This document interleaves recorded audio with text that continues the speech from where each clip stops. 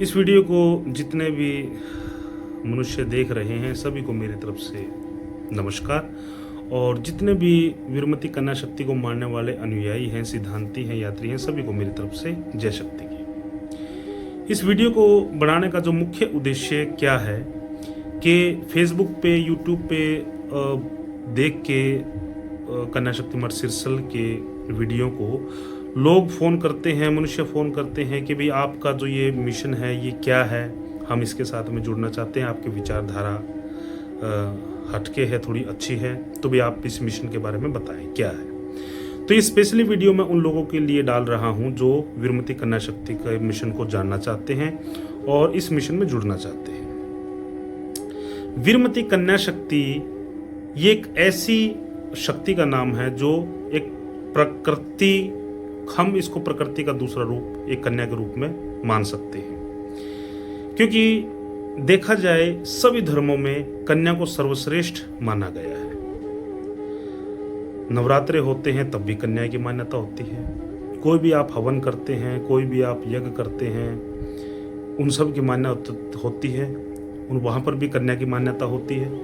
कन्या परम शक्ति का दूसरा रूप है। दूसरी बात, सभी संतों ने भी कहा है, जितने शिरोमणि संत हैं, जितने भी महात्मा फकीर हुए हैं, उन्होंने क्या कहा है कि कन्या के पांव को हाथ लगाना चाहिए, ना कि कन्या से अपने पांव छुआना चाहिए। क्यों? क्योंकि कन्या सर्वाशक्ति है। क्यों है? क्योंकि कन्या के अंदर ना तो वासना है, ना ही क्रोध है, ना ही लोभ लालच है, और ना ही अहंकार है। काम, क्रोध, लोभ, मोह, अहंकार, इन चीजों से कन्या बाहर है। और जैसे जैसे शरीर की उम्र बढ़ती चली जाती है तो मनुष्य या कोई भी दैविक शक्ति वो इन विषय विकारों में उलझ जाती है। ब्रह्मांड में सबसे बड़े पंचभूत इन्हीं को ही कहा गया है: काम, क्रोध, लोभ, मोह, अहंकार। काम का मतलब यहां से वासना से नहीं है, काम का मतलब है इच्छा से, किसी भी प्रकार की कोई भी इच्छा, अपने स्वार्थ के लिए इच्छा, जो अपने स्वार्थ के लिए, जो अपने हित के लिए, स्पेशली अपने हित के लिए जो बात कही जाए वो कामना में आती है। काम का मतलब कामना। क्रोध, बहुत से आपने देवी देवताओं का सिस्टम देखा होगा, वो क्रोधित रहते थे, क्योंकि क्रोध एक ऐसा पंचभूत है, पंचभूतों में से एक ऐसा तत्व है कि जो किसी मतलब इन पे भी कब्जा किया हुआ है, दैविक शक्तियों पे भी कब्जा किया हुआ है। असुरी शक्तियां इनको हम बोल देते हैं। लोभ है, लालच है, मोह माया है, अहंकार है। ये पंचभूत ऐसे हैं कि जो सभी पर कब्जा किए हुए हैं। कन्या इन सब से बाहर है, क्योंकि इसके ऊपर किसी भी इन पंचभूतों का कोई भी फर्क नहीं है, ये इनसे बाहर है। और शक्ति का दूसरा रूप है ये। और इसका जो मुख्य उद्देश्य है इस मिशन का, कन्या शक्ति मिशन का जो मुख्य उद्देश्य है वो मनुष्य को बचाना, यानी कि जीव को बचाना, यानी कि आत्मा को बचाना। वो किस प्रकार से बचाना? जो भी डर है, मोह माया है, लोभ लालच है, पाखंडवाद है, अंधकार है, भूत प्रेतों से बचाना है, नशे पते से बचाना है। ये सभी प्रकार के जो भी विषय विकार हैं, इन विषय विकारों से जीव की मुक्ति करवाना और जीव को मोक्ष का रास्ता दिलवाना उस सतगुरु मालिक का और वीरमती कन्या शक्ति का ये इस मिशन का रास्ता है। अब दूसरी बात देखने में क्या आती है कि 70% आदमी भूत प्रेतों से डरे हुए हैं, मड़ी मसाणियों से डरे हुए हैं और परेशान करते हैं उनको। वीरमती कन्या शक्ति का आसरा लेने के बाद, वीरमती कन्या शक्ति के सिद्धांत मानने के बाद, कोई भी असुरी शक्तियां जो जीव को तकलीफ देती है, शरीर में जो खेलती है, तकलीफ देती है, उन सब से निजात पाने के लिए जो या ये कहें कि असुरी जो शक्तियां हैं वो भावना के रूप में मनुष्य में प्रवेश करती है, या मनुष्य की भावना, ऐसा तो नहीं है बाहर से कुछ प्रवेश करता है, इंसान के अंदर ही सब कुछ है। असुरी शक्तियां भी इंसान के अंदर ही है और दैविक शक्तियां भी इंसान के अंदर ही है। असुरी शक्तियों को दैविक शक्ति में कन्वर्ट कर देती है, क्योंकि ये प्रकृति का रूप है, ये परम शक्ति है। और परम शक्ति के अधीन असुरी शक्तियां भी हैं और दैविक शक्तियां भी हैं। तो जिस जीव के अंदर, जिस इंसान के अंदर, जिस शरीर के अंदर असुरी शक्तियां हैं, उनको ये दैविक शक्तियों में कन्वर्ट कर देती है। इसका मुख्य उद्देश्य ये भी है। अब जो आदमी भूत प्रेत से, असुरी शक्तियों से जो परेशान है, उसे मोक्ष का तो कोई ख्याल ही नहीं है, उसे अपने अगम का कोई ख्याल नहीं है, क्योंकि वो खुद परेशान हुआ है। अब वो खुद परेशान है तो अपने विचारधारा को उस परम तत्व तक कैसे जोड़ सकता है?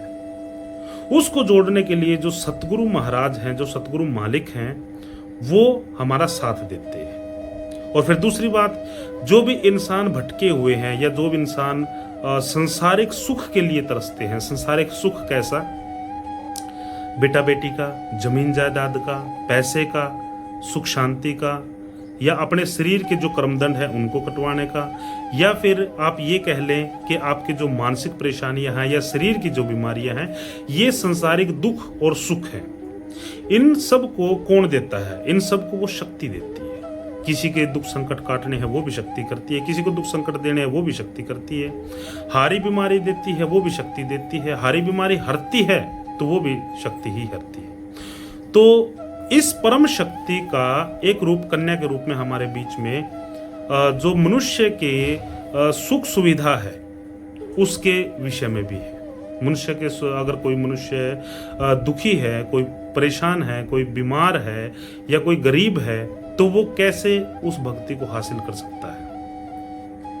क्योंकि खुदाई लेना बहुत ही मुश्किल है। पहले वो अपने आप से निजात पाएगा, उसके बाद भी फिर वो मोक्ष की या अगम की बात करेगा। तो शक्ति का जो मुख्य कार्य है, शक्ति का जो मुख्य कार्य है सभी प्रकार के सुख शांति देना है, और सतगुरु का जो मुख्य कार्य है वो है अगम का रास्ता देना। इस ब्रह्मांड में दो ही तत्व हैं, इसके अलावा कोई भी तीसरा तत्व नहीं है। उसे हम पुरुष तत्व या नारी तत्व कहें, या उसे हम कुछ भी कह सकते हैं, नेगेटिव या पॉजिटिव कह सकते हैं, कुछ भी हम उसको अपने समझ के अनुसार कोई भी हम नाम दे सकते हैं। तो जो वीरमती कन्या शक्ति का जो मिशन है वो जीव को बचाने का मिशन है। कई बहुत से जो भी इंसान है वो फ़ोन करके पूछते हैं कि महाराज जी, गुरु जी, कि भाई ये ऐसा क्या है इस मिशन में, आप किस चीज़ का प्रचार प्रसार करते हैं? हम यहाँ पर एक कन्या का प्रचार करते हैं, क्योंकि कन्या सभी धर्मों में सर्वश्रेष्ठ माना गया है।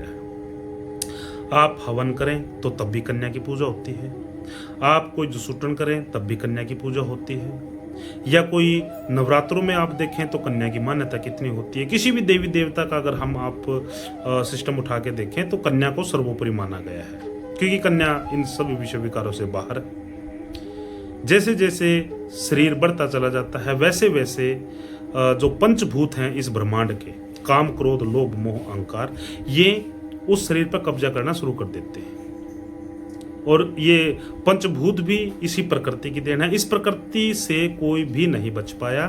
सभी संत महात्मा भी इस प्रकृति में ही पैदा होते हैं, भूत प्रेत भी प्रकृति में ही पैदा होते हैं, विज्ञान भी प्रकृति से ही पैदा होता है, और मेडिकल भी प्रकृति से पैदा होता है। तो वो परम शक्ति या शक्ति हम प्रकृति को कह सकते हैं, और प्रकृति का दूसरा रूप या उस परम शक्ति का दूसरा रूप वीरमती कन्या शक्ति है। तो इस संदर्भ में मैं वीडियो ये बनाकर डाल रहा हूं ताकि सभी लोगों को ठीक से समझ में आ जाए। और दूसरी बात, भक्ति या खुदाई जो भी इंसान करता है उसके साथ में जो भी परेशानियां हैं वो नॉर्मल सी बात है आती हैं। क्यों आती हैं? क्योंकि इसका टकराव, इंसान का टकराव उसके खुद से है। क्योंकि प्रकृति है, 5 तत्व 25 प्रकृतियां ये शरीर के अंदर है। शरीर के अंदर ही सारा ही सिस्टम है, बाहर से कुछ नहीं है। 5 तत्व 25 प्रकृतियां, 7 प्रकार के शरीर, 3 प्रकार के मन, 10 प्रकार की इंद्रियां, 7 चक्र, और ना जाने पता नहीं क्या क्या इस शरीर के। ये शरीर बहुत ही अलौकिक चीज है, और जो शरीर को समझ लेता है, जो अपने अंदर के अस्तित्व को जान लेता है, वो उस परम शक्ति को भी पा सकता है और उस खुदा को भी, या परमात्मा को, या सतगुरु महाराज को पा सकता है। तो इस मिशन का जो मुख्य उद्देश्य है वो जीव को बचाने का मुख्य उद्देश्य है। नशे पते के विरुद्ध ये सोशल वर्क भी कुछ कर रहा है, पाखंडवाद के विरुद्ध हम काम कर रहे हैं। और दूसरी बात, जैसे स्टार्टिंग में कोई भी मतलब जब कोई सिस्टम पैदा होता है, ऐसा कोई भी इंसान जो जीव पैदा होता है वो उस मालिक के साथ में जुड़ा रहता है और उस मालिक से जो भी उसने कमिटमेंट की है, कमिटमेंट वहां पर तो क्या कमिटमेंट होती है, उस दरगाह में कोई कमिटमेंट नहीं है। उस दरगाह में ना ही कोई भाषा है, उस दरगाह में ना ही कोई शब्द हैं। एक अमूक भाषा है जो शब्दों में बयान नहीं की जा सकती। वहां पर कुछ ऐसी बातचीत तो होती हैं कि वो जीव जब बाहर आता है तो तब वो सारी बातें भूल जाता है। नॉर्मल सी बात है, क्योंकि प्रकृति के अधीन रहेगा तो प्रकृति उसको अपने कब्जे में लेगी। लेकिन यहां पर क्या है, एक सतगुरु मालिक, सतगुरु महाराज हमारा साथ दे रहा है।